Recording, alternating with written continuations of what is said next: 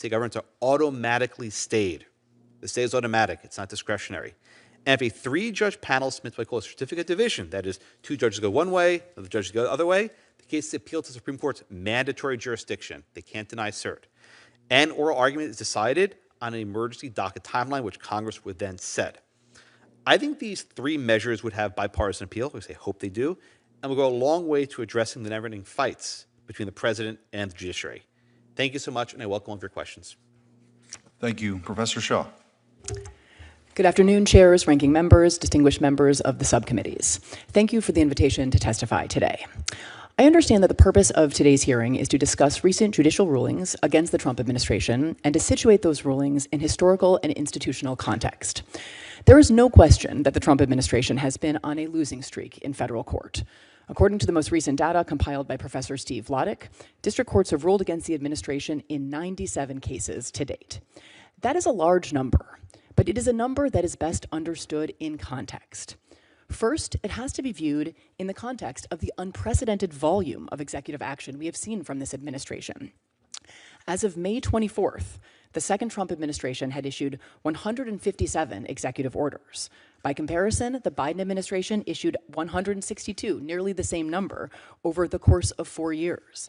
The first Trump administration issued 220 over 4 years. It is not surprising that this much more executive action than previous administrations has drawn more challenges. The second thing to understand is that these rulings have come from judges who sit in district courts across the country and who were appointed by presidents of both parties. 25 district courts in 10 circuits and 73 judges appointed by 7 presidents have ruled against this administration. That leads me to my third point. These are not about policy disagreements. The reason there has been such wide and cross-ideological consensus over the impermissibility of the administration's actions is because the actions have been plainly unlawful, and that has been clear to jurists of all stripes. Again and again, the administration has acted in violation of both the constitutionally required process for lawmaking, one that gives Congress primacy, and the rights the Constitution commands government to respect. To be sure, some of these preliminary rulings against the government will be, and some have been, reversed or stayed on appeal. But it is telling that there are so many lower court losses that the administration has not even bothered to challenge. That is true in the birthright citizenship case currently pending in the Supreme Court, in which the lower courts have unanimously ruled against the administration. But the administration has not challenged those rulings on the merits. Instead, it has asked the court to use the case as an opportunity to restrict lower courts' ability to provide nationwide relief, and to do that in a context in which the administration is not even defending the lawfulness of its own executive order. Rather than focus on the appellate process or on remedying the legal defects that have been revealed by litigation, this administration and many supporters have suggested that the problem is district judges. The separation of powers is dynamic, it is not static, and there is definitely room for debate about the proper scope of both presidential and judicial power. At different moments in our history, different institutions and actors have sought to significantly increase their authority, sometimes in ways that could not be squared with the basic design of a constitution committed to limits on any single entity's power. At this moment, the entity engaging in overreach is the executive branch. This administration has been marked by a breathtaking degree of presidential unilateralism that is flatly inconsistent with statutes, the Constitution, and over 2 centuries of practice. For that reason, it would be profoundly misguided to seek now to curtail courts' authority by eliminating or seriously limiting their ability to issue nationwide injunctions. It is true that the use of such injunctions has increased in recent decades, and it is true that injunctions can be abused. But at this moment, courts are the only branch of government doing meaningful work to check the executive, protecting basic constitutional values, congressional prerogatives, and our liberty, which the separation of powers is designed to safeguard. If Congress does wish to wade into defending the separation of powers, I would suggest a couple of options. First, it could give the president some of the authorities he has tried to assert.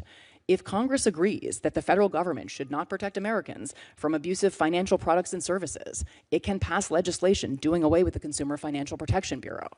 If it wants to give DOJ access to Americans' sensitive personal information, it can repeal or amend the Privacy Act. If it wants the president to be able to impose sweeping tariffs based on his determinations of trade deficits, it can grant that statutory authority. As far as I know, it hasn't done any of that. Second, it could turn its attention to judicial security. Threats to the physical safety of federal judges have spiked in the last 4 months, and so have threats to judicial independence.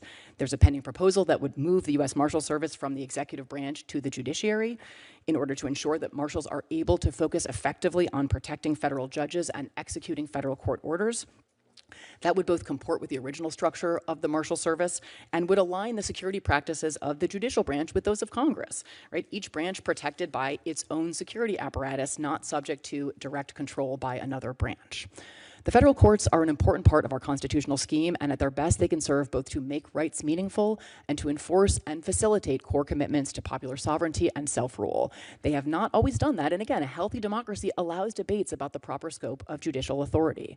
But many attacks on the judiciary do not appear to be animated by a desire for good faith debates about the limits of constitutional authority. They seem instead of a piece with other efforts to neutralize any actor or institution that would seek to limit this president's power. Thank you again for the opportunity to testify, and I look forward to your questions. Thank you, Professor Shaw. Professor Alisea. Mr. Chairman, Ranking Member, members of the subcommittee, thank you for the invitation to testify today. It's an honor to speak with you. While the topic of today's hearing touches on many issues, my understanding is that I've been invited to address the practice of universal injunctions in particular, and that will be the focus of my testimony. An injunction is an order from a court directing an entity like a government official or a government agency to do something or refrain from doing something. Courts have been issuing injunctions for centuries, and when injunctions only grant relief to a party to the case, they're generally not controversial. What makes universal injunctions controversial is that they purport to give relief to entities that were never made parties to the case. In the birthright citizenship cases now before the court, for example, a district court judge in Seattle issued an injunction forbidding the enforcement or implementation of the president's executive order on a nationwide basis.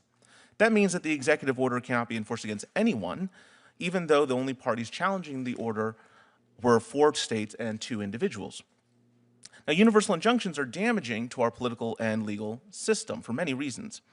The effect of a universal injunction is that the policies of the elected president are subject to what is effectively a veto by unelected district court judges.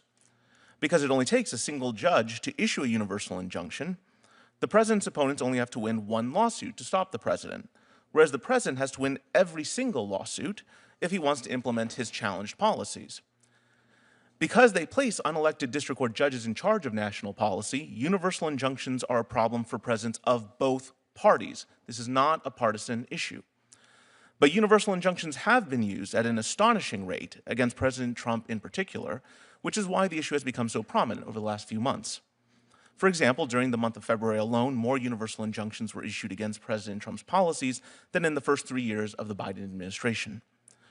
The result has been an atmosphere of continuous emergency throughout the first few months of President Trump's second term. It seems as if every time the president issues a new policy, it is almost immediately followed by a district court issuing a universal injunction. Since the president cannot allow a single judge to dictate national policy, the administration has had to seek emergency intervention by a court of appeals. And whichever party loses in the court of appeals then seeks emergency intervention by the Supreme Court. The court has therefore been inundated with almost nonstop emergency litigation, partly because of the practice of universal injunctions. The seemingly unending stream of emergency petitions has forced the court to make quick decisions on controversial and contested legal questions, often without the benefit of oral argument, adequate briefing, or different views expressed by the lower courts. This is not how our constitutional system was designed to work. Article 3, Section 1 of the Constitution vests the judicial power of the United States in the federal courts. As understood at the founding, the core meaning of the judicial power was the authority to resolve disputes between parties according to law. This party-centric understanding of judicial power explains why Article 3, Section 2 of the Constitution extends the judicial power only to cases or controversies, that is, disputes between parties. And that's why the Supreme Court has repeatedly held that parties do not have standing to seek relief beyond what is necessary to remedy the alleged harm to the plaintiff. Prior to 1789, injunctions were understood to be limited. An injunction could only provide whatever relief was necessary to redress a plaintiff's asserted injury. The same understanding of injunctions prevailed until the mid-20th century. Universal injunctions, it bears emphasizing, are a 20th century development, and their routine use against government action only began within the last decade. Thus, federal courts lack the power to grant equitable remedies that extend beyond what is necessary to redress the plaintiff's alleged harm, which is precisely what universal injunctions purport to do. The American people never gave judges the power to issue universal injunctions. Judges have seized that power for themselves, and only quite recently in our history. District court judges are thus exercising power for which they have no constitutional warrant. While universal injunctions have damaged the presidency and the Supreme Court, they have done the most damage to democratic governance by illegitimately thwarting the will of the people's elected representatives. As Justice Elena Kagan once observed, quote, "It just can't be right that one district judge can stop a nationwide policy in its tracks and leave it stopped for the years that it takes to go through the normal process," unquote. Courts play a vital role in our constitutional system. They resolve disputes between parties according to law, and in the process of doing so, they say what the law is, as Chief Justice John Marshall said in Marbury v. Madison. None of that is at issue in the controversy over universal injunctions. What is at issue is whether courts can step beyond their limited role of resolving legal disagreements between parties and instead resolve policy disagreements for the whole nation. The answer to that question should be obvious: no.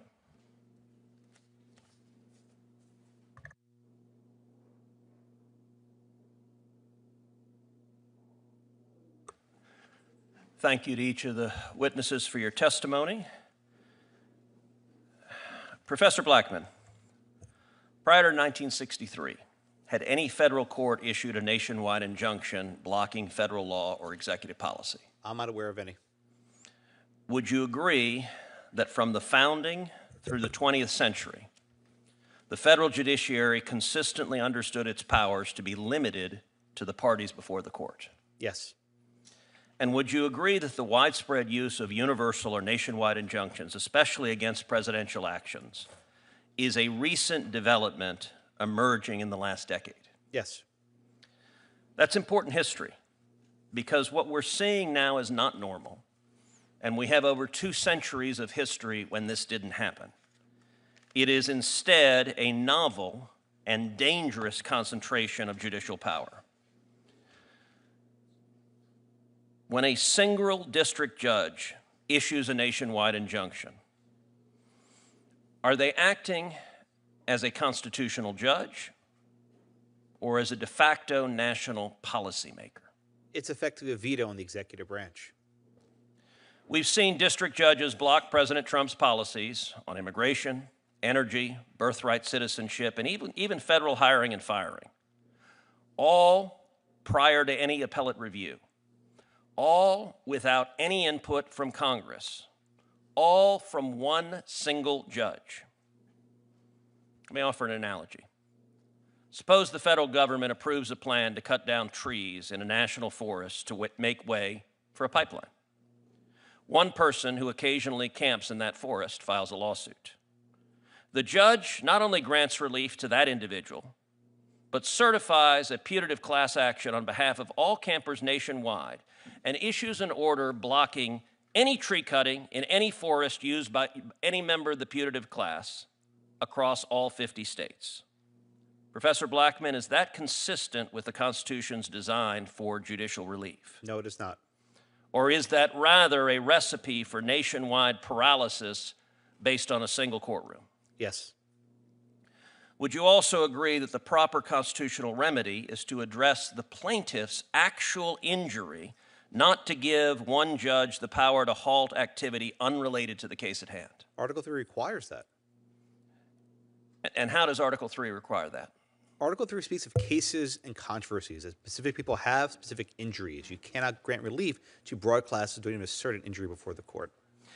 And if broader relief is truly necessary, wouldn't that be better handled by class certification, by the appellate courts, or by Congress, not a lone district judge rewriting national policy? Absolutely. Can you explain how this pattern of nationwide relief not only intrudes on the president's Article 2 powers, but also undermines Congress's own lawmaking authority? What ends up happening is you file many lawsuits in many districts seeking parallel relief, and it only takes one judge to grant the universal injunction. And once the judge grants the injunction, it's off to the races. Unless ruling stayed, the executive branch must immediately halt what it's doing. And this has really changed the way the executive branch and the courts have operated, as you said, over the past decade. And I think this time is ripe to actually address this issue and figure a way to stop this sort of insanity. We can't leave it to the Supreme Court to figure everything out. And Professor Blackman, your testimony outlines structural reforms that Congress could enact to restore balance. Can you explain how requiring a 3-judge panel drawn from both district and circuit judges would deter judicial overreach and restore legitimacy to preliminary relief? Well, this is how Congress ran things for much of the 20th century. They stopped in the 60s and 70s. The benefit of the 3-judge panel is you have diverse voices. In fact, even on this dais, you don't always agree with each other. But when you talk to each other, you find perhaps the closer truth. A single judge acting by himself or herself can often be like a god. There's no limitation on what they can do. But the benefit is if you have 2 circuit and 1 district, you're basically bypassing this next layer of review. Have the initial panel, 3 judges, and have managed review by the Supreme Court to cut out this race to the Court of Appeals, this race to the Supreme Court. Let's compress the process and get to the result quickly enough so these issues of national significance are resolved fairly. And by the way, if the characterization of these nationwide injunctions by my Democrat colleagues was accurate, if this was simply a result of, in their view, Trump's repeated lawless activities, one would assume a 3-judge panel would find the same ruling on the merits as a particular lone district judge. Is that correct? In theory, but if drawn randomly, I think it's less likely. Random draws of 3-judge panels would be a very good change to see how things would work out. Well, and much like Sherlock Holmes and the lesson he derived from the dog that did not bark, in this case, when we hear our Democrat colleagues talking about this is simply enforcing the law, the dog that isn't barking is why do they keep going to the same handful of radical judges in bright blue districts? And why will every Democrat on this panel oppose any effort to require a 3-judge panel for a nationwide injunction? And the answer is they know fully well that a fair panel would reject the vast majority of these claims. And at the end of the day, I think too many Democrat members of this body want to frustrate the will of the voters who reelected President Trump and elected a Republican Senate and a Republican House, and they're perfectly happy for lone judges to impose their own policy preferences rather than respect the democratic will of the voters. Senator Whitehouse. Thank you. It strikes me that what we have here is a team that has taken the field and engaged in unprecedented numbers of fouls and unprecedentedly flagrant fouls. And when the refs blow the whistle on the unprecedented number of fouls, the partisans of the team committing the fouls call out the referees for the unprecedented number of whistles that they blow. To try to level set this, let me ask if you can do a yes or no answer. Let's try to go right down the panel, yes or no. Is it appropriate to call judges USA-hating monsters who want our country to go to hell? No. No. No, Senator. In general, no, Senator. And is it appropriate to call judges lunatics who do not care even a little bit and could very well lead to the destruction of our country? I don't think so. No. No. And is it appropriate to post pictures of judges' children with the intent to incite harassment and threats? No. No. No. Okay, good. We're off to a level set. I'll take that. Professor Alessia, when you were installed in your chair, the announcement was that the chair was made possible through the generosity of Leonard Leo, trustee of both the Marble Freedom Trust and Catholic University. Is that accurate? Is that who funded your chair? My understanding is that Leonard Leo, through the Marble Freedom Trust, directed funds that funded the chair. I think that's accurate.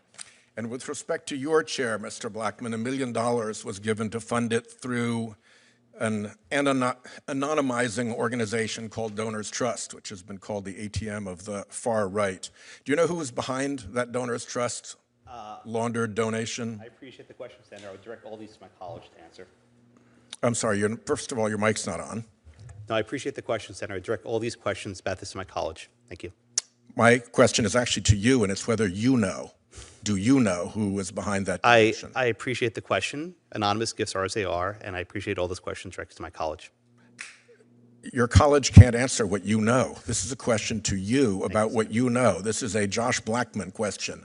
Do you know who funded your chair? I've answered the question. Yes or no? Thank you, Senator.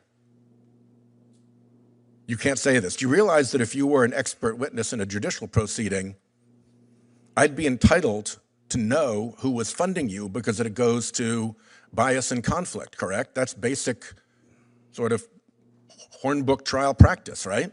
Fair enough, Senator. I'm right about that. You'll agree. No, we were invited to testify about nationwide injunction and the like. There's not something I was prepared to testify about, so that's my answer for today. Okay. Well, at least we know who funded Professor Alessia, and you won't even answer what you know. Let me turn to Professor Shaw. Let's just say that this activity today is designed to whip up more animus against courts, and that it adds to the atmosphere of threats that the court is now experiencing. I think we're up to, is it 162 threats to judges, which is pretty impressive. And a lot of this has the appearance, at least to me, of looking like it was orchestrated, looking like it was instigated, looking like there are folks behind it. So presumably, the Marshal Service should be not just protecting the judges and their family members, but also investigating the sources of the threats. Can you tell us what some warning signs would be that the Marshal Service has been directed, perhaps by the Attorney General or perhaps by some other senior official in the Department of Justice, to not do proper investigations, and particularly not look into orchestration or any effort to gin up these threats? Senator, I have no information. It strikes me that a non-response to your queries or queries from other members of Congress to the Marshal Service or to the Department of Justice are concerning. There should be an active dialogue between the branches about something as serious as the security of the third branch. And I guess I would just echo what Senator Booker was saying earlier. I mean, there have been two relatively recent periods when bipartisan legislation was passed to improve judicial security after the tragic murder of Judge Solis's son and also after the attempted attack on Justice Kavanaugh. Judicial security measures on a bipartisan basis quickly passed Congress, and I would hope that this is a moment in which broad agreement could be reached that it's necessary to do something similar. And if it appeared that those were part of a larger plan or conspiracy, it would be appropriate for law enforcement to look into the question of whether there was a larger plan or conspiracy, correct? Absolutely. Thank you. I would note that Senator Whitehouse asked two of the three witnesses about private donations given to their respective law schools, but somehow omitted Professor Shaw.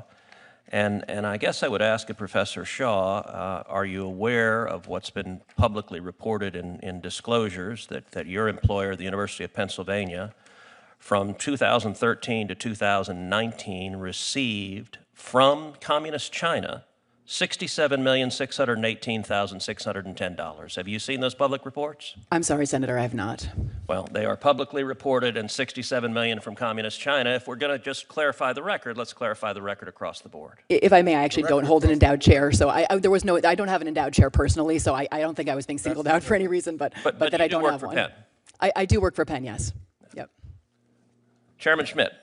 Thank you. I suppose to further the analogy that Senator Whitehouse gave of reffing a game, I don't think anybody has a problem on this side of the aisle with a ref calling balls and strikes or calling a foul. The problem is, what if the ref's daughter hired the coach? What if the ref has money on the game? What if people start to question the legitimacy of the ref in the game? We all know what happens. People don't watch it anymore.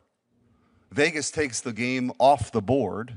So it gets to sort of this question of, as I referenced in my opening statement with Hamilton, the reason why it's supposed to be the least dangerous branch is it relies on the other two branches for enforcement. And the courts, the Article III branch, should be very well aware that if they lose legitimacy, they're cooked. And that's why we're having the hearing, because people are questioning, how does Judge Boasberg, and I would actually ask you, Professor Blackman, pose this as a question. How in the world does Judge Boasberg get a case when he's not the emergency assignment judge, he's on vacation in the middle of the night? How can that happen? I don't know, and perhaps even more significant, if you read the transcript of the case, he basically told the plaintiffs to change their case. They brought it one way, said, no, here, plead it this way. Okay, good. Now I'm going to certify class and issue a ruling and go tell the plaintiffs around. He basically litigated the case on behalf of the parties. This wasn't merely a passive bystander. He was an active participant. It's a statistic and possibility, and I want to I referenced what had been going on in the Eighth Circuit. 10 of the 11 appellate judges in the Eighth Circuit appointed by Republicans. Amazingly, Judge Kelly ends up on all the politically sensitive cases on a panel. It's not possible, except for the clerks there in that office, or the people that work for the clerk's office, are populated by her former clerks. So these are the kinds of things that this isn't just a new phenomenon. This is a concern about activism on the bench that's existed for a long time. It's just now on steroids. You talked briefly, and I mentioned it too, sort of Rule 23 as a more viable option for this, limiting limiting the orders to the parties, the rulings to the parties before the court as a case in controversy. Those are ways to address this. Are there any other structural suggestions that you have? And I also want to pose this to Professor Alisei as well. Sure. I think one urgent need is to think about automatic stays. When you have district court judges granting universal injunctions and they don't stay their rulings, there's this frantic race to the Court of Appeals and to the Supreme Court, and the executive branch is not capable of actually changing policy on the fly, and that gives rise to these attempted contempt proceedings. I would think about if a universal injunction is granted or a nationwide class is granted, stay the ruling for 24 hours, 48 hours, some limited period till he's taken appeal to the appellate court, and don't let the judge just ruled against you decide whether appeals to be taken. I think the automatic stay will go a long way to addressing these issues. Professor Alisei? I think beyond Rule 23 and the enforcement of Rule 23, it's important to address the scope of injunctions not just through the non-APA route, but also through the administrative procedure route under Section 706. So I think that to the extent that we're going to really address the problem overall, you can't just address universal injunctions that are done outside of the context of administrative action, but also through the process that the APA sets up for challenging agency action. Thank you. Professor Blackman, I do want to, you recently wrote an article in May of this year where you state the District of Maryland's standing order, that judge that automatically blocked deportations upon filing a habeas petition without merit review is pretty clearly designed to thwart the Trump administration's immigration policies. Could you explain that? Yeah, this is unusual. So the District Court of Maryland issues what's called a standing order, which is basically an order that applies in all cases. And it says, by virtue of filing a habeas petition, a grant of stay is automatically issued. The Supreme Court has said there's a four-factor balancing test to decide whether a stay must be granted. This is automatic. Indeed, if you actually read this seriously, it's a permanent handcuff on the president's authority to deport people. The judge actually walked it back about a week ago. They sort of modified it. Maybe the Judicial Conference got wind of this. But I think there's still an attempt to limit the executive power in ways that have not been done before. And it was issued to the government, I think it was writ large, right? I mean, Yes. This is very unusual. Right. It wasn't notice given in each case. It was by virtue of posting on a website. This rule applies universally. There's actually a rule that says any ordinance you put on each ECF docket, it can't be done globally. I think so one of the points of this hearing, the Supreme Court has a case in front of it where it has an opportunity to rein this in. And I think the Chief Justice is very keen to understand the perception of the court. It seems to be a good opportunity, I think, probably for the Supreme Court to finally weigh in here. Thank you. Senator Welch. Just a couple of points I want to make. Number one, the effort to get universal injunctions has been pursued by litigants, including some of the attorney generals who serve on this committee. I know you did as attorney general, got several universal injunctions. Since you referenced the vast censorship enterprise of the Biden administration that a court declared was perhaps the biggest offense to the First Amendment in the history of the country, where there were named parties that were specifically enjoined. You mean that case? Yeah, I do. My point here is that if there's an opportunity out there for a litigant, whether it's a lawyer trying to get the judge that he or she thinks is going to be the most favorable, or an attorney general trying to get the most relief for something that he or she believes in, they'll do it. So it's up to us if we think that process should be adjusted to change it. But it's not a Republican-Democratic deal. I mean, it's what litigants do. The second thing is, Professor Blackman, you mentioned how some of these universal injunctions inhibit the authority of the executive, right? What's the problem with that? I mean, what's so great about the executive having unlimited authority? Well, I'll take the Alien Enemies Act in particular. This is a statute that's been around for 200 years. It's been enforced in various times. And historically, it's been a very deferential statute. The courts haven't scrutinized when it should be enforced, and they haven't told plaintiffs to turn around. So I think we're seeing not only aggressive use of the universal injunction, but also intrusions upon the executive authority. So I get that. And let me just be clear. I disagree with you. And I disagree with the executive invoking what I regard as a very discredited law and using it to deny due process. So I'm on the side of pushing back against executive authority. So I don't see that as a big problem. Professor Shaw, one of the things people here are talking about is the class action. Mm-hmm. And here's my question with it, and I want you to address this. I had a small town law firm, and I'd have people who walk in, and every once in a while they had a hopeless case that we'd take, and we'd get them relief. And if I had to do that in a 4-person law firm and certify a class action, I couldn't have taken that case. So this so-called remedy of using the class action means that those Vermonters or those folks in Washington State or wherever who go into a lawyer's office to seek relief and that lawyer's willing to take the case, what are the burdens on that law firm if they have to certify it as a class? Yeah, I mean, it seems to me that, let's take maybe the birthright citizenship example, arguments that challenges can be maintained against this executive order, but they have to be done using the class action device. I'm not sure if those are being made in good faith. Rule 23 of the Federal Rules of Civil Procedure has relatively demanding requirements. The Supreme Court has ratcheted up those requirements in a series of cases in the 2010s. The plaintiffs have to be similarly situated in terms of their injury and the kinds of relief that they are seeking. And the Solicitor General in the Supreme Court a couple of weeks ago didn't disclaim the likelihood that they would be back before the Supreme Court saying, well, you shouldn't even be able to certify a class with respect to this executive order. So it feels to me like a little bit of a heads we win, tails you lose. You can try a class action and we will marshal different kinds of arguments against you doing that. But it is not as though it is very easy to satisfy the requirements of Rule 23. And I think that shifting from these injunctions to a pure Rule 23-based regime would disadvantage those unable to secure representation, who don't satisfy the requirements of class membership, and would mean no relief from government unlawful conduct. Yeah. And that's one of the things that's so important, hopefully to all of us, is access to the courts for an everyday person in Missouri or Texas or whatever. So you get some lawyers who are just willing to do it because it's a neighbor, it's a friend, it's a cause they believe in. I want them to be able to act and bring that case to court and not have to go through the incredible expense.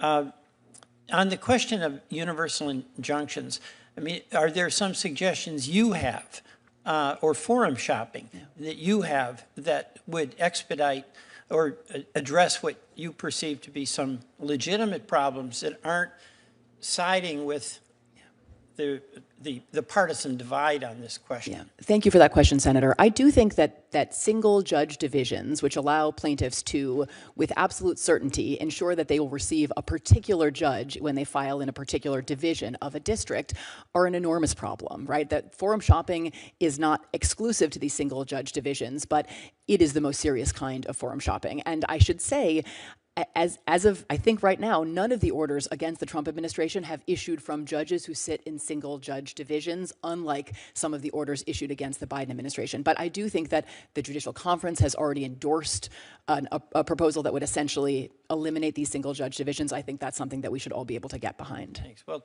I'd be willing to work with my colleagues on some of these practical questions and practical answers where we strip out whether we agree or disagree with the particular decision that's been made by the court. Thank you. Thank you all. Professor Shaw, you said Congress had set high standards in Rule 23 for certifying class actions. Why would we have set high standards for class actions? So I don't think I said that, sir. Just that the Rule 23 standards are relatively demanding, that the court has ratcheted up the difficulty of satisfying them. So, but why would we set demanding standards for class actions? I'm not sure. The Rules Committee produces the rules, so I'm not quite sure. But Congress adopts them. Yes. So, I mean, you tell me, sir. Well, there's a reason we have high standards for class actions, because it should be difficult to certify a nationwide class, and what we are seeing is single judges ignoring the federal rules of civil procedure, ignoring the rules Congress has set out for class certification, and saying, I'm just going to issue an injunction to the whole damn country, and it doesn't matter if it meets even the bare thresholds of the federal rules. Senator Kennedy.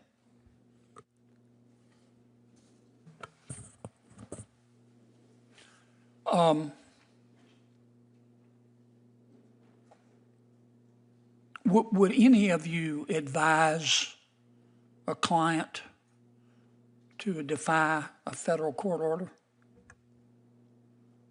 No. None of you would?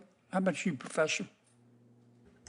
I mean, under most circumstances, we follow the government and private parties follow court orders. I suppose it's not, I would not rule out ever the possibility that in a sufficiently egregious order, there should be some consideration of whether there's a way. So in some cases, I think it's a qualified answer, yes. in some cases you would. In an extremely narrow band of cases, I think it would be considered, yes. Okay.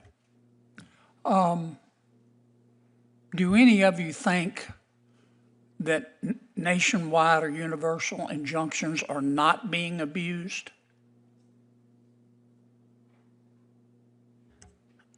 I'm not sure what if I may, Senator, I'm not sure what the time horizon of the question is. I don't think that there could be good faith disagreements about the correctness of some of them, but I have not seen in the last 4 months abuse. Smart, no. I've read your stuff, and I've read your writings, and I don't want to get bogged down with this, but I have little respect for your opinion because I've read your stuff. When someone is in the White House that you agree with and someone gets a universal injunction against him, you don't like universal injunctions. You called them judges acting like they're politicians in robes and judges looking like crass political actors. But now that President Trump's in the White House, who you dislike, you think that universal injunctions taste like pumpkin pie. So I have to discount what you say because I think you act on your political beliefs. And I worry that that's what you're teaching your kids. So I'll leave you out of that. Do you think nationwide injunctions are being abused? Certainly, Senator. I think that is. They're being abused by both sides, aren't they? Yes, Senator. Both Republicans and Democrats are forum shopping, aren't they? Certainly. Professor, do you disagree with that?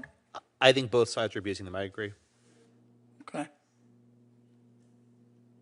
Both sides. Yeah. There are no clean hands here.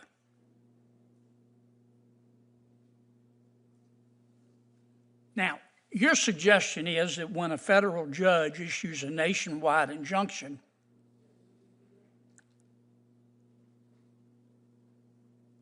there should be an automatic stay and an expedited right of appeal. Is that right? Yes, sir. Do you disagree with that?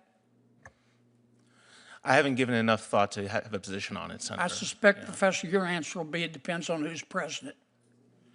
No, Senator. Let me ask you about this.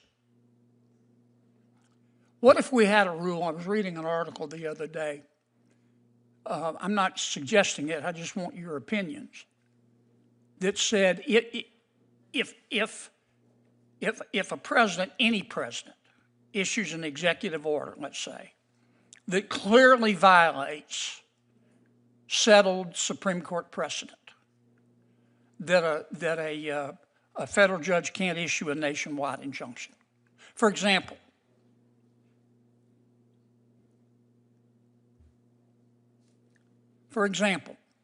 if a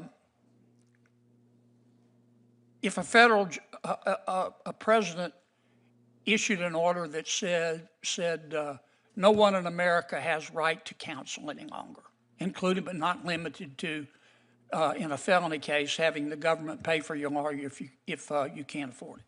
That clearly violates settled Gideon v. Wainwright.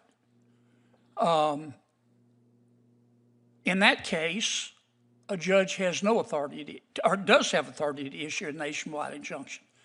But in a case where the law is unclear, a judge should refrain from that. Now, obviously, we'd have to trust our judges, but we're supposed to be able to trust them anyway. What do you think about that? I don't agree with that, Senator, because I think universal injunctions transgress the limitations under Article 3, even if the underlying merits are clear. I happen to agree with you. I don't think there's any basis under Article 3, under Supreme Court precedent, under the English common law for nationwide injunctions. I think politicians have helped judges, and many judges are politicians, to just make it up. And many of them are like Professor Shaw here. If they like the president, they're against nationwide injunctions. If they don't like the president, they're for him. Professor, let me ask you this while I have you. On April 22nd, 2024, you said there are some members of the Supreme Court that are evil. Which justices were you talking about? I'll take it your word, Senator. I don't recall using that word, but. All right, here's what you said. You were talking about the majority opinion in Muldrow v. City of St. Louis. You said, quote, Justice Kagan, will she be able to control the opinion's future distortion by her evil colleagues?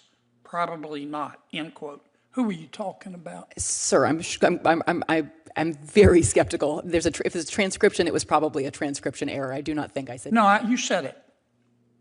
Why don't you own up to it? Which you call some of the members of the Supreme Court evil. Now, which ones do you think are evil? I would have to refresh my recollection. I've been very critical of some members of the Supreme Court. You're embarrassed that you made that statement, aren't you? I'm You're an officer Senator, it doesn't sound like something that I would say. You know what I'm embarrassed at? That you're teaching our kids. I don't refer to Supreme Court justices as evil in the classroom, on sir. Your podcast, April 22nd, 2024. Okay, well, big as Dallas. And you're an officer of the court, and you're here advising us to be respectful to federal judges, and you say they're evil members of the United States Supreme Court? Gag me with a spoon. You're part of what's the problem in all of this. Thank you, Senator Kennedy. Senator Durbin. So I'm going to give the panel members an opportunity to respond to a question posed by Justice Sotomayor during the oral arguments on the birthright citizenship bill. And she said, I'm paraphrasing, imagine a new president takes office and decides, because of the epidemic of gun violence in our country, to issue an executive order announcing that he will deploy the military to seize the guns of every gun owner across the country. That executive order would be swiftly challenged in a federal district court, or more likely in several district courts.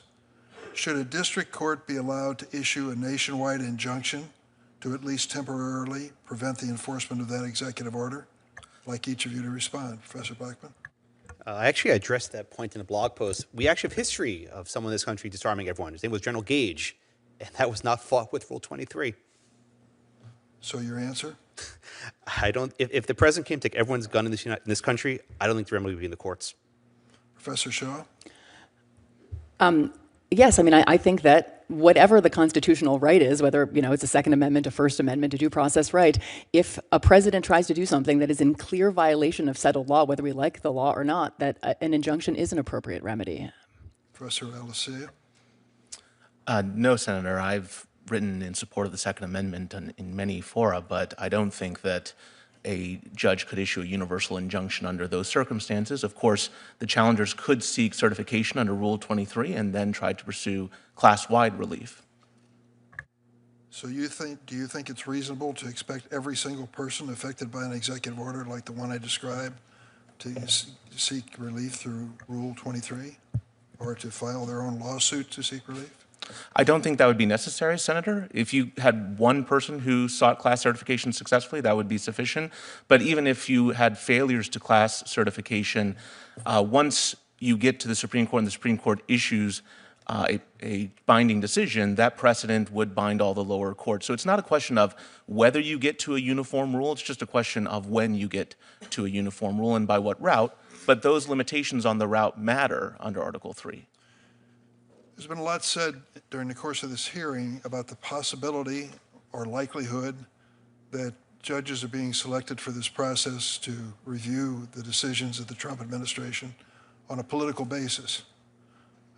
Professor Shaw, I noted, I'm not sure you read this into the record, but you said according to a recent analysis by Professor Bonica, the Trump administration has lost 80.4% of the time before district judges appointed by Democratic presidents, 80.4 Democrats, 72.2 before district judges appointed by Republican presidents. Who is Professor Bonica? He's a political scientist at Stanford, and so that's in my written statement. And I think it does suggest that it cannot be reasonably just attributed to policy antipathy. This is about a pretty broad consensus about the lawlessness of many of the administration's actions, and I think both Democratic and Republican appointees have seen that. That's my impression as well. This is not a stacked deck, a statistical impossibility. It is a fact. This president has issued more orders with more controversy than any president in recent memory. I have only been to Amarillo once when I was a younger person. I'm sure it's a lovely city, but it turns out that the Amarillo division of the Northern District of Texas has gotten quite a bit of publicity. It turns out that there are people been filing lawsuits there because there's only one judge who sits in that division. Judge Matthew Kashmarek, who I remember appeared before the committee. Litigants knew Judge Kashmarek would be assigned to their cases and viewed him as favorable to their arguments. So the argument that's being made that venues shopping, forum shopping, is on one side of the table. It is clearly on both sides of the table, and Judge Kashmarek is pretty well known for the way he rules. Professor Shaw, if you have any observation on that? Yeah, I mean, as I said in response to Senator Welch, I actually think that those single judge divisions, like the one in Amarillo, Texas, where Judge Kaczmarek sits, are a genuine problem. But none of the injunctions against the Trump administration have issued from judges who sit in those single member districts. So I'm not even sure it's fair to say that that's a problem we are seeing now and we saw previously. We actually aren't seeing it now. But I do think that regardless of who the president is, these single judge divisions are a problem that Congress would be well served to address. Thank you very much. Thank you, Chair. Thank you. Senator Hawley. Thank you very much, Mr. Chairman. Mr. Chairman, it's great to have this hearing. Thanks for calling it. Thanks to all of our witnesses for being here. Professor Shaw, nice to see you again. Let me just start with you, if I could, Professor Shaw. You talked about the fact that there have been lots of rulings against the Trump administration. That's absolutely statistically true. I disagree with almost all of them. In fact, I think all of them. But the issue of this hearing really isn't the rulings, is it? It's the remedies. Would you agree? And those are distinct things. You may think that the ruling is quite correct, but that's actually not what we're talking about here today. We could have a hearing on that. Maybe we should. But we're talking today about the remedy.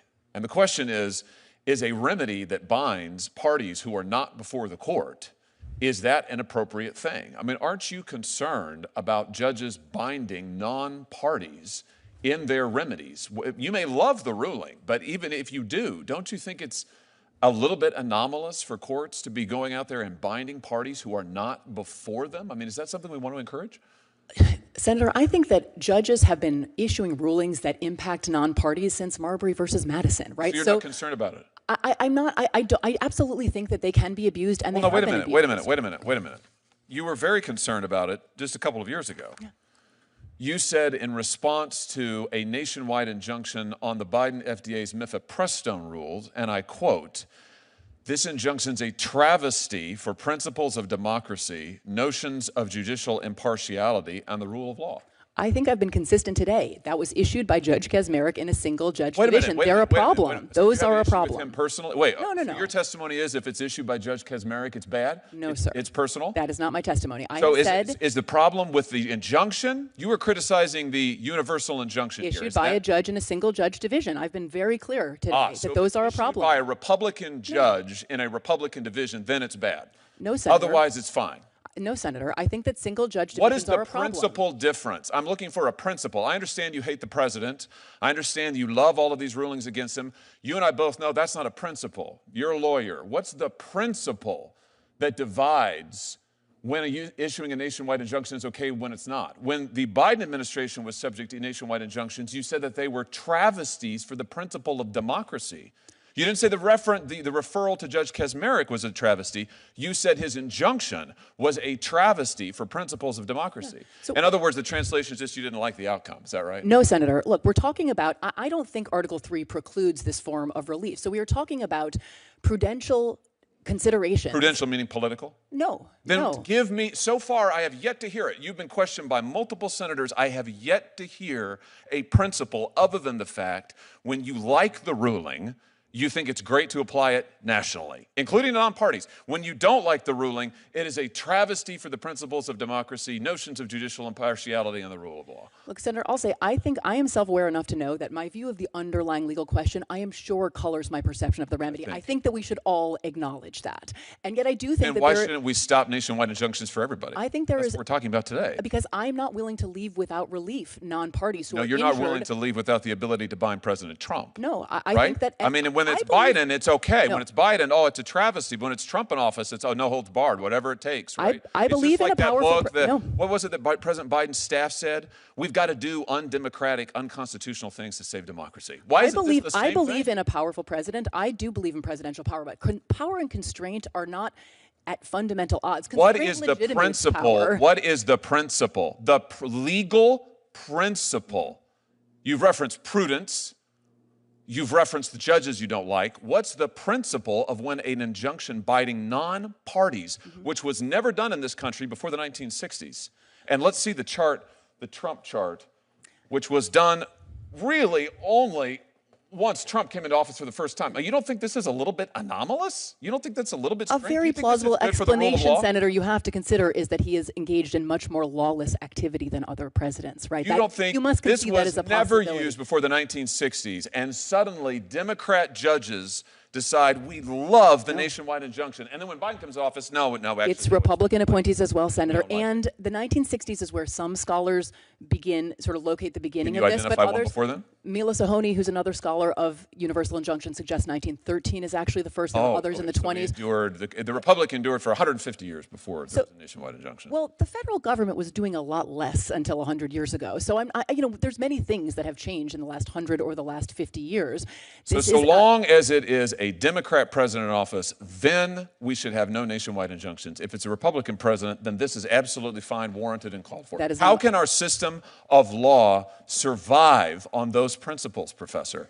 I think a system in which there are no meaningful constraints on the president is a very dangerous system of law. That's not what you thought when Joe Biden. That is not what you thought when Joe Biden was every president you is said that is not what and you must said. be. You said it was a travesty for the principles of democracy, notions of judicial impartiality, and the rule of law. You also said the Supreme Court senator agreed 9-0 with me on that. You also said when Joe Biden was president, you said the idea that anyone would foreign shop to get a judge who would issue a nationwide injunction was just judges looking like politicians in robes. Again, it threatened the underlying legal system. People just trying to get the result they wanted. It was a travesty for the rule of law.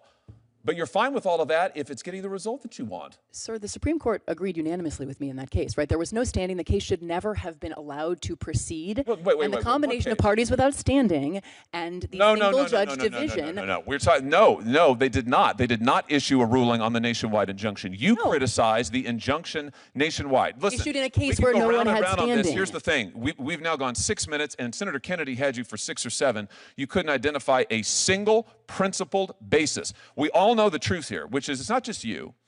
It's most of my colleagues over here on this side of the aisle, who I respect a great deal, and they were raising very principled objections to the nationwide injunction just 6 months ago, maybe 9 now. And you're probably right. My point is that all that's changed in 9 months is the occupant of 1600 Pennsylvania Avenue. And I realize that my colleagues on this side of the aisle very much dislike that individual, and I realize that you think that the rulings that he has lost are fundamentally sound.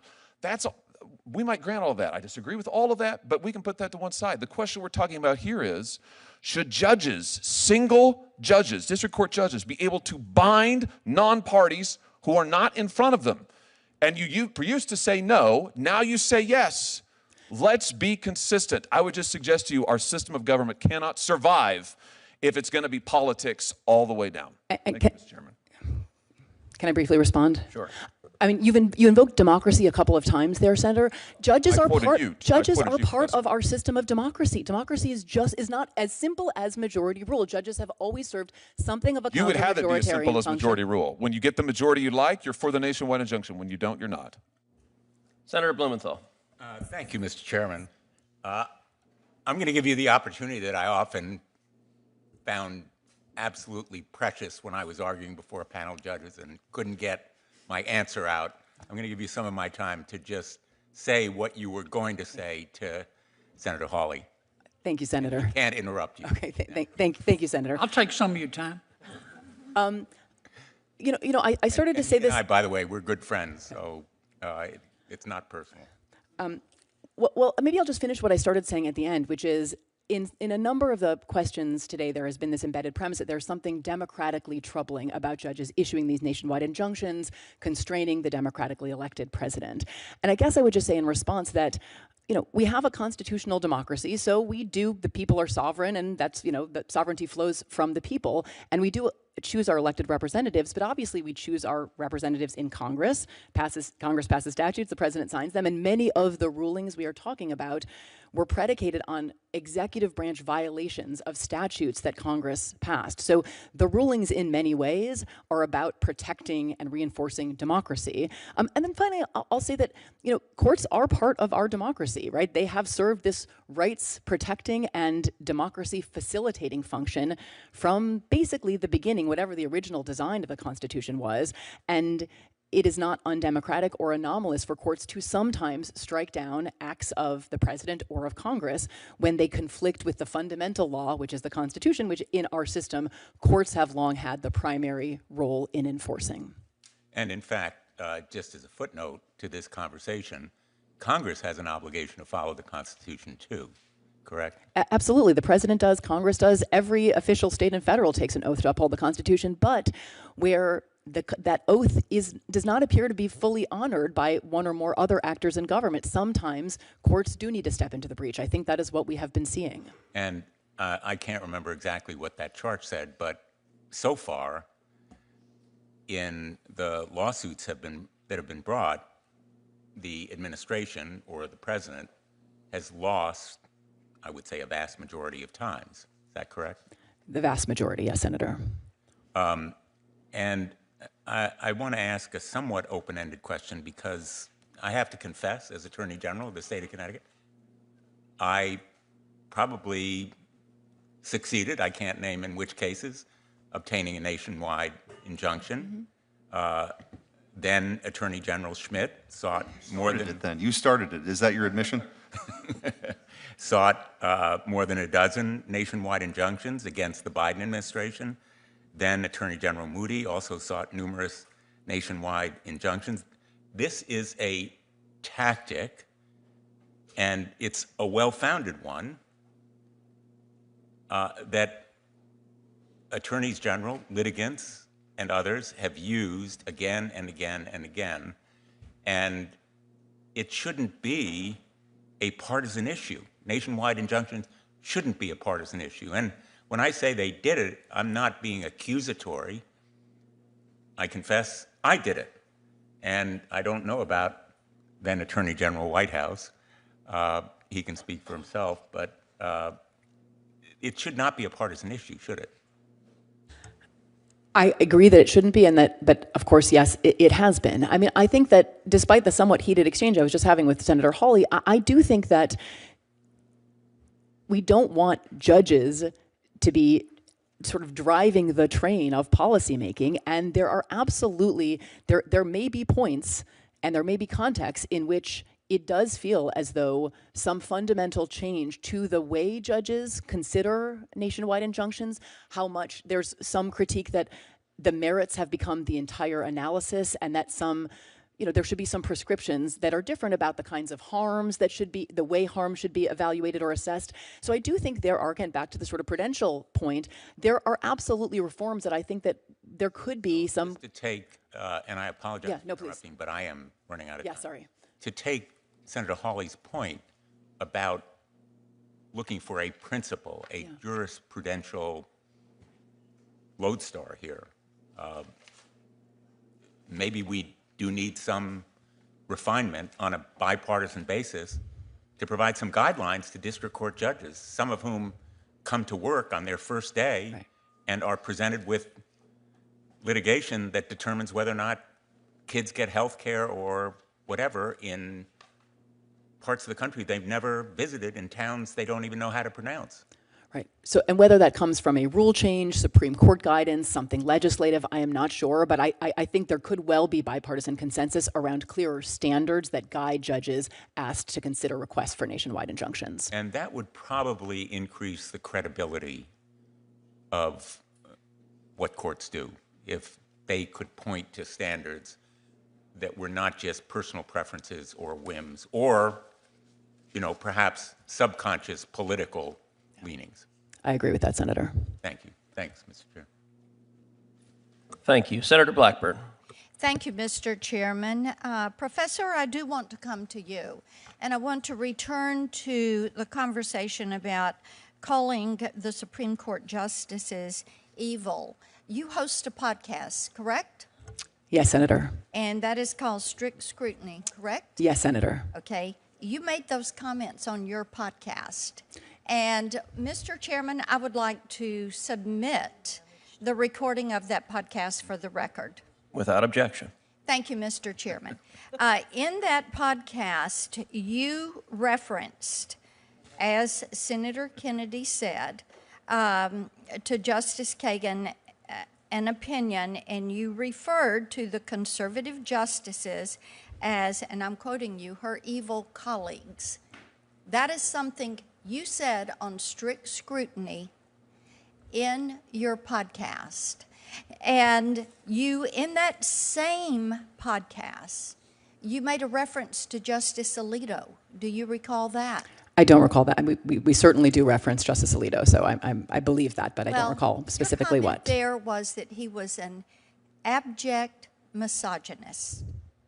So since this is your podcast that you hosted, and this was your opinion on that podcast, would you like to provide explanation about why you think conservative justices are evil and why you would think Justice Alito was a misogynist? Do you care to explain yourself? I would have to look at the transcript, Senator. I think that the dismissive approach to sex equality arguments in the Dobbs case was deeply concerning. One paragraph in the opinion suggests that there's no sex equality problem with abortion restrictions or prohibitions. I think that's deeply wrong. And in the more colloquial sort of mode of a podcast conversation, that is probably what I intended to convey, that he discounted very serious sex equality concerns.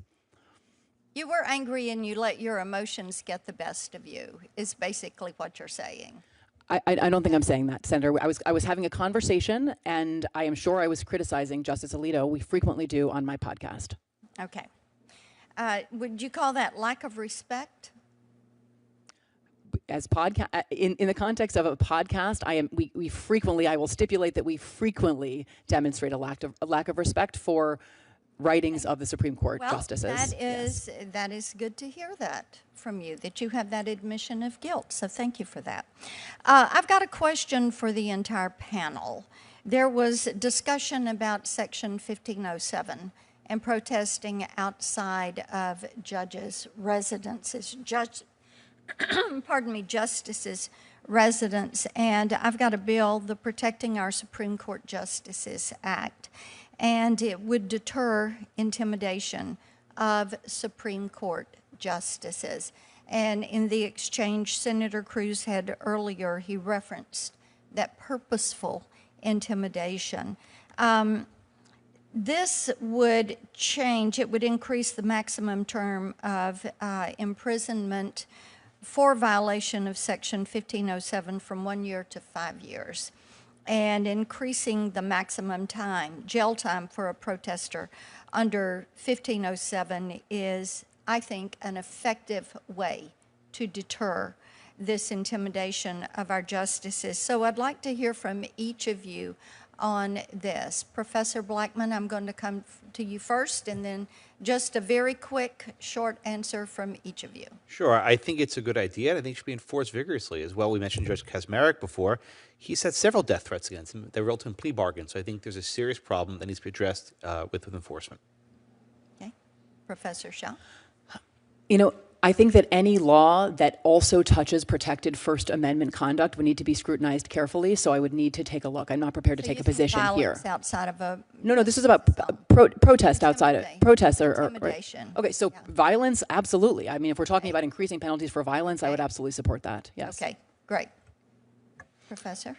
I certainly think we need to carefully scrutinize the level of violence and the threats against Supreme Court justices and other judges, as we saw when there was a threat against Justice Kavanaugh's life, right, an attempted threat against him and his family. So it underscores the seriousness of the issue, and I think it's important for Congress to take a look at this. Thank you. Thank you, Mr. Chairman.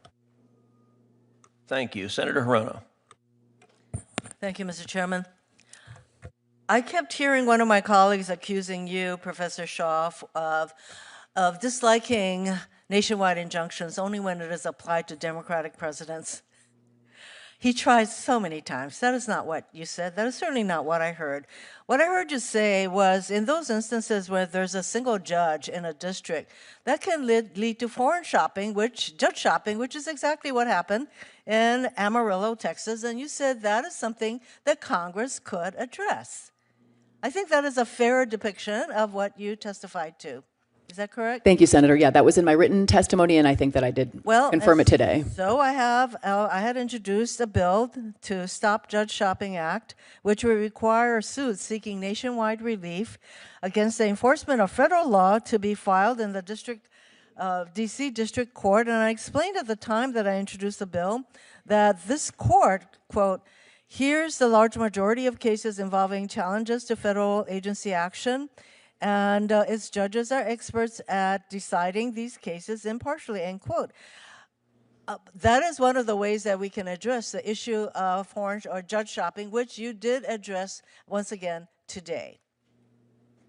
Correct? Yes, Senator. Yeah, I wish we could take that bill up. So, you know, this attempt of my colleagues to continually attack the Democrats as somehow not wanting judges who decide cases based on objective facts, application of the law, as opposed to having some kind of ideological axe to grind, is really more something that they have a problem with, apparently, than anything that we Democrats stand for.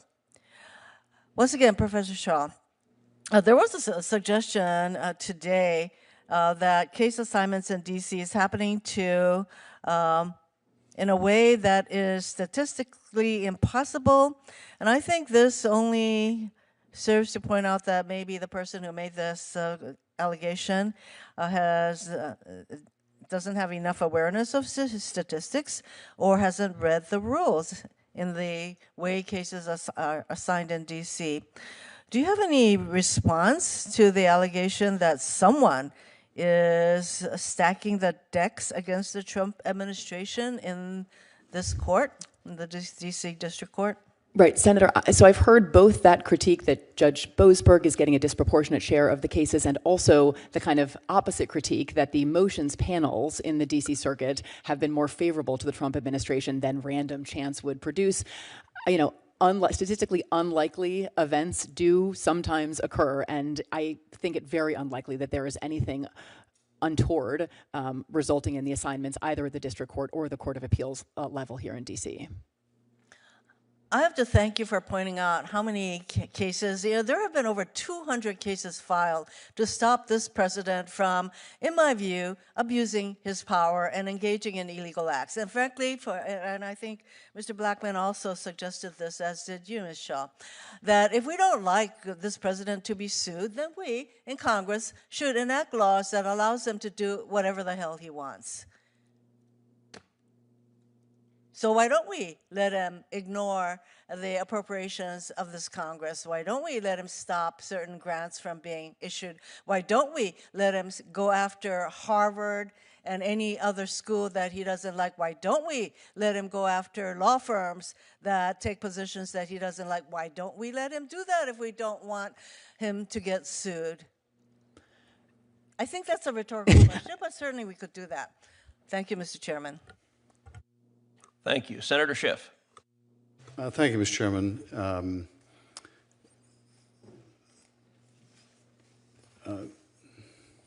Michelle, I wanted to ask you about some of the threats we're seeing on the judiciary, but let me preface it by quoting the president, who has called federal judges who rule against him communists. He's called them lunatics. He's called them monsters.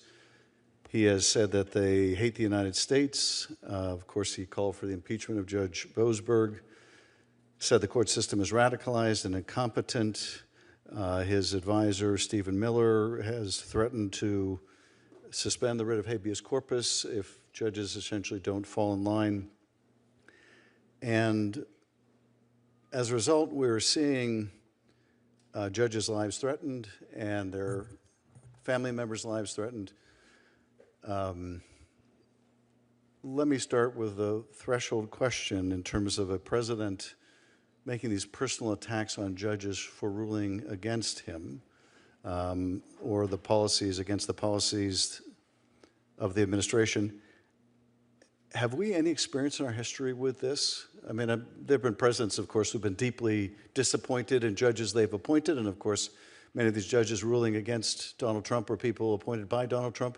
But have we ever seen a president make these kind of sustained and personal attacks on members of the judiciary?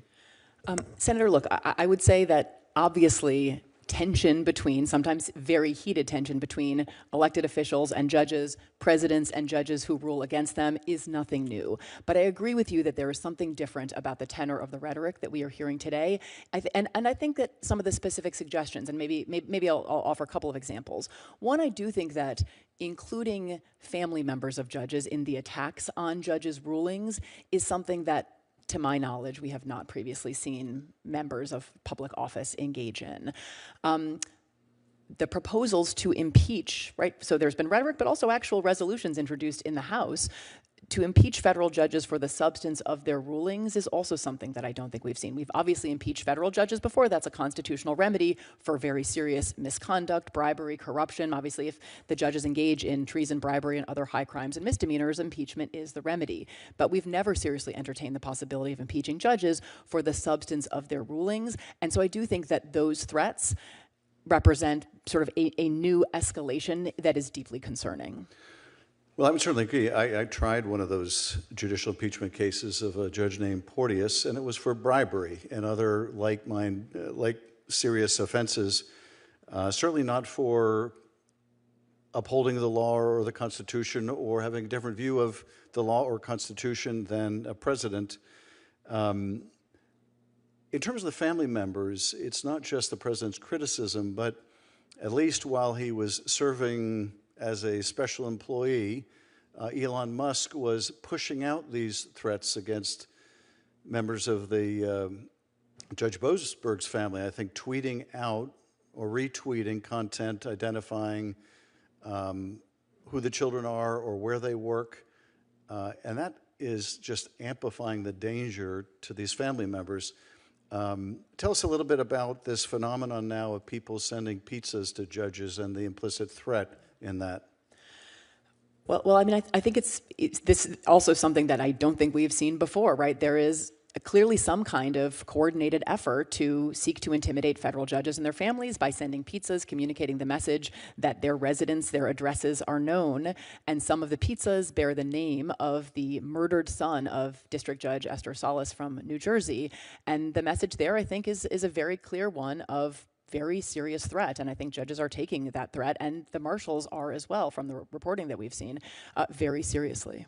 And last question, if you could help Professor put this in the broader context for us, because this attack on judges and the judiciary isn't happening in isolation.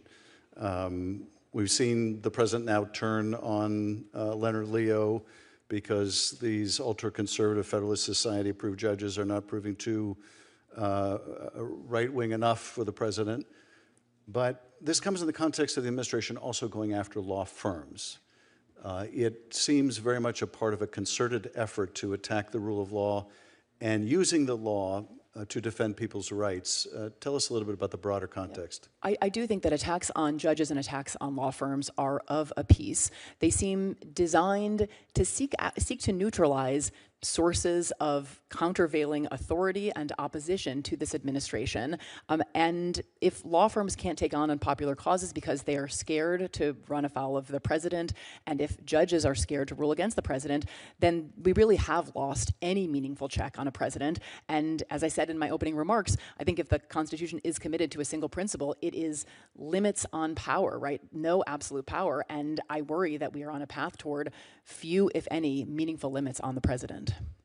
Thank you for your testimony today and for speaking truth to power. Thank you.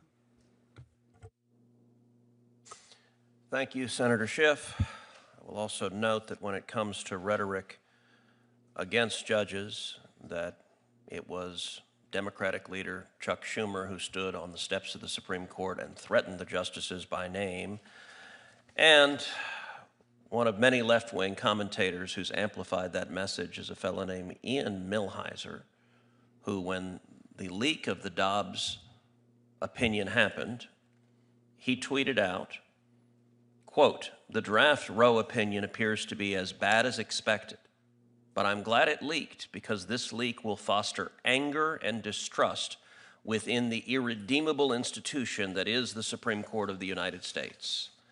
And I guess he decided that rhetoric was not overheated enough, because then he tweeted, quote, "Seriously, shout out to whoever the hero was within the Supreme Court who said, F it," although he did not abbreviate that, "let's burn this place down." That is the angry, unhinged language from the left that has been directed at the court when they dislike the decisions. I want to thank each of the witnesses for joining us today. I want to thank Senator Schmidt for co-chairing this joint subcommittee hearing. Written questions for the record can be submitted by senators up till June 10th at 5 p.m., and the witnesses are asked to respond to any written questions for the record by 5 p.m. on June 17th. And with that, this hearing is adjourned.